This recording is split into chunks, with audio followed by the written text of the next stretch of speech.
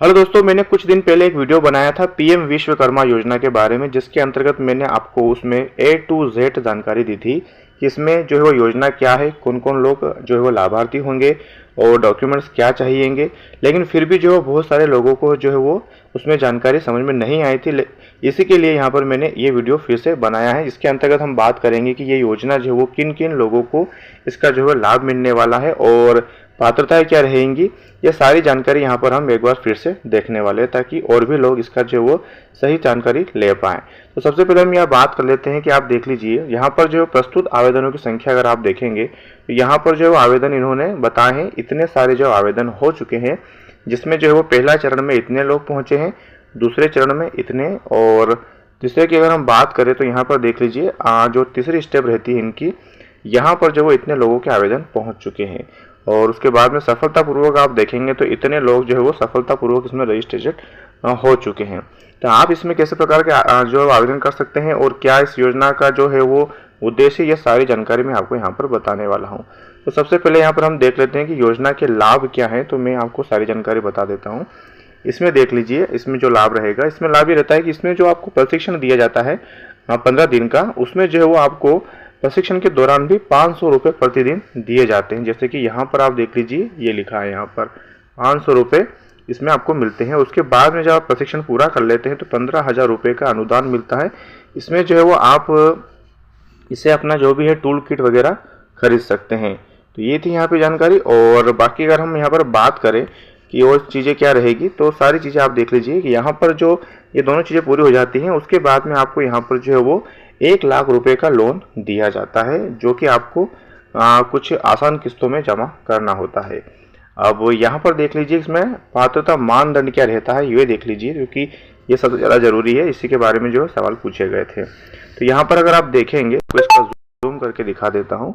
इसमें लिखा है कि स्वरोजगार के आधार पर असंगठित क्षेत्र में हाथ और औजारों से काम करने वाले योजना में उल्लिखित 18 परिवार आधारित पारंपरिक व्यवसाय में से एक में लगे एक कारीगर या शिल्पकार पीएम विश्वकर्मा के तहत पंजीकृत के लिए पात्र होंगे। और इसमें आप देख लीजिए कि 18 वर्ष जो है वो उसकी आयु पूरी हो जानी चाहिए लाभार्थी की, उसके बाद ही वो आवेदन कर पाएगा। और बाकी यहाँ पर आप देख लीजिए कई चीज़ें दे रखी है, आप इसमें थोड़ा सा पढ़ लीजिएगा ये वाला पॉइंट। और बाकी चीज़ें यहाँ पे आप देख लीजिए कि कौन कौन उसके परिवार में होना चाहिए, वो भी देख लीजिए।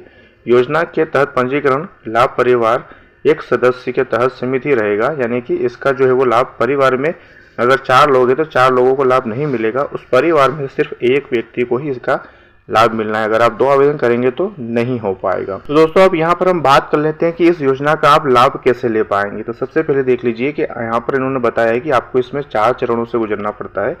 पहले चरण में आपके पास मोबाइल और आधार सत्यापन आपसे करवाया जाता है। दूसरे चरण में आप देख लीजिए कारीगर पंजीकरण जो फॉर्म है वो आपको भरना होता है। और दूसरे के बाद में आप तीसरा चरण अगर यहाँ देखते हैं तो इसमें बता रहे हैं कि पीएम विश्वकर्मा प्रमाण पत्र आपको मिलता है, जो कि आपका डिजिटल आईडी और प्रमाण पत्र डाउनलोड करने के लिए आपको ऑप्शन मिल जाता है।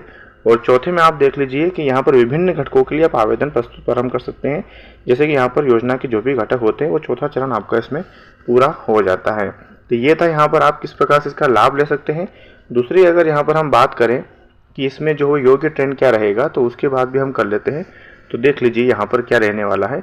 लकड़ी आधारित जो भी काम होते हैं, जैसे कि बढ़ई और सुतार या नाव बनाने वाले, सोना चांदी वाले जैसे कि सोनार या सुनार आप कह सकते हैं, वास्तुकला निर्माण जैसे कि राजमिस्त्री, और लोहे धातु आधारित जो उद्योग होते हैं, तो जैसे कि लोहार हो गया, उसमें ये सारी चीज़ें है इसके अंतर्गत। ये सारे लोग इसमें आवेदन कर सकते हैं। बाकी चीज़ें मैंने एक पहले वीडियो बना दिया डिटेल से, आप वो देख लीजिएगा, क्योंकि इसमें अगर मैं सारी चीज़ें बताऊंगा तो वीडियो काफ़ी लंबा हो जाएगा। अब दोस्तों यहाँ पर हम देख लेते हैं कि पीएम विश्वकर्मा योजना के अंतर्गत आप पंजीकरण करते हैं तो उसमें आपको कौन कौन से दस्तावेज होने चाहिए। तो सबसे पहले आप देख लीजिए यहाँ पर आपके पास आधार होना चाहिए, यानी कि आधार नंबर और मोबाइल नंबर होना चाहिए। आपके पास बैंक का पासबुक होना चाहिए और आपके पास राशन कार्ड भी होना चाहिए।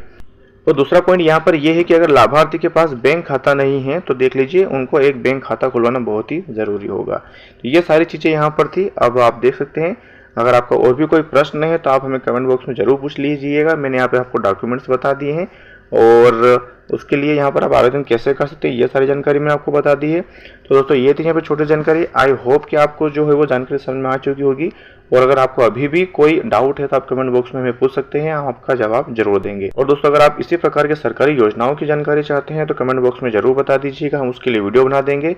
और इसी प्रकार की जानकारी के लिए आप हमारे चैनल को सब्सक्राइब कर सकते हैं। मिलते हैं दोस्तों अगली वीडियो में एक नए टॉपिक के साथ।